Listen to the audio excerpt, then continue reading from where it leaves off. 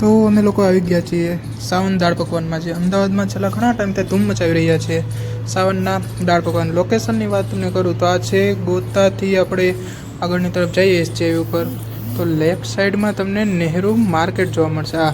એ નહેરુ માર્કેટની અંદર તમે 1 કિલોમીટર જાશો એટલે તમને સાવનના દાળ પકવાન મળી જશે.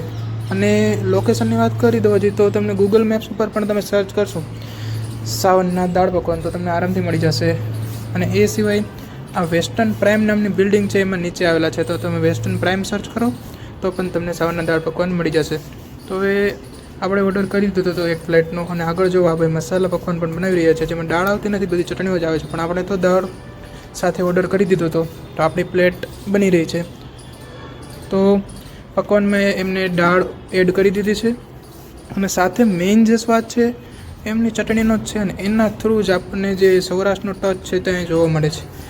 તો આ છે એમની તીખી ચટણી, 2 પ્રકારની લીલી ચટણી એડ કરે છે, ઉપરથી ગરમ મસાલો અને બીજો મસાલો અને કોથમીર ને ડુંગળી ને સેવ ને સિંગ ને બધું જ નાખીને જે ફ્યુઝન પકવાન કહે ને આપણે જે સૌરાષ્ટ્રમાં હોય છે એ આપણને આપી દીધા હતા. તો આપણા પકવાન દાળ પકવાનની પ્લેટ તૈયાર થઈ ગઈ છે.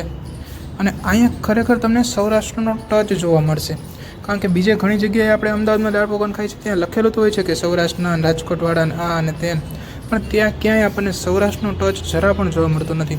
અહીંયા પ્રોપર તમને સૌરાષ્ટ્રનો ટચ આ દાળ પકવાનમાં જોવા મળશે. તો અમે પ્રોપર અમારા દાળ પકવાનને મિક્સ કરી દીધા હતા અને પછી અમે ખાવાનું ચાલુ કરી દીધું હતું.